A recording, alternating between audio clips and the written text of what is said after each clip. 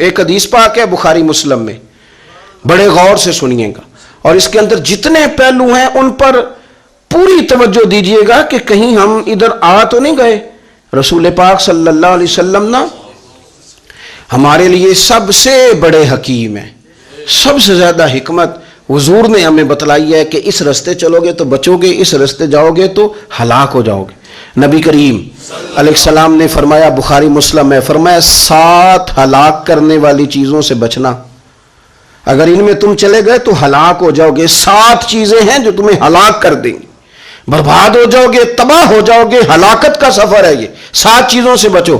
یا رسول اللہ صلی اللہ علیہ وسلم وہ کون کون سی؟ تو حضور نے فرمایا اللہ کے ساتھ شریک نہ کرنا، ہلاک ہو جاؤ گے۔ دوسرا نبی پاک صلی اللہ علیہ وسلم نے فرمایا جادو نہ کرنا، ہلاک ہو جاؤ گے، ہلاک۔ اور یار جسے حضور فرما رہے ہیں ہلاک ہو جائے وہ بچے گا؟ نبی پاک صلی اللہ علیہ وسلم نے تیسرے نمبر پر فرمایا جس شخص کے قتل کرنے کو اللہ نے حرام قرار دیا ہے اسے قتل نہ کرنا، ہلاک ہو جاؤ گے۔ چوتھے نمبر پر رسول پاک علیہ السلام نے فرمایا سود نہ کبھی بھی کھانا، ہلاک ہو جاؤ گے، ہلاک۔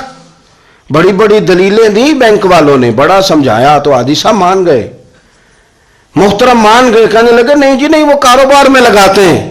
بڑے بھولے بالے ہیں ہم، پتہ سارا ہے۔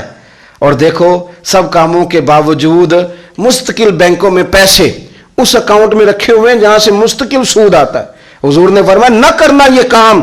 تو کہتے میں سود پہ پیسے لے کے کاروبار چمکاؤں گا، تیرے نبی پاک نے تو فرمایا تو ہلاک ہو جائے گا۔ تو کہتا ہے میں مل لگاؤں گا، حضور نے تو فرمایا ہلاکت ہے۔ تو کہتا ہے میں بڑا کچھ کر جاؤں گا تو ہلاکت ہے۔ اچھی طرح سمجھ لیں، اصل مال بھی ضائع ہو جاتا ہے اس بندے کا جو سود کا مال ملا لیتا ہے، اصل برکت بھی اڑ جاتی۔ اور میرے نبی پاک صلی اللہ علیہ وسلم نے 5ویں نمبر پہ فرمایا یتیم کا مال نہ کھانا، ہلاک ہو جاؤ گے، نہ کھانا ان کا مال، یہ کروڑوں ہو، اربوں ہو یا 10 روپے ہو، یتیم کا پیسہ نہ کھا جانا، ہلاک ہو جاؤ گے، ہلاکت تمہیں آ لے گی۔ اور پھر 6 نمبر پر نبی پاک علیہ السلام نے فرمایا کفر سے جہاد ہو رہا ہو تو کبھی پیٹ پھیر کے بھاگنا نہ، ہلاک ہو جاؤ گے۔ اور 7ویں نمبر پر اللہ کے رسول نے فرمایا بے قصور اور بے گناہ عورت پر تہمت نہ لگانا، بلا وجہ بہو کے کھاتے نہ کچھ ڈال دینا، بلا وجہ بھابھی اور بیوی اور کسی بھی خاتون پر کوئی الزام بے قصور عورت پر بہتان نہ لگانا۔ مار مار کے ایک شخص نے بحال کر دیا بیوی کو، اور بعد میں پتا چلا کہ جی مجھے شک ہے تویز کراتی ہے۔ کیا آپ کی سوچ ہے؟ مسلمان اللہ کو ماننے والا، اور اس باتوں پر الزام لگائے گا تویز کرا کے لاتی۔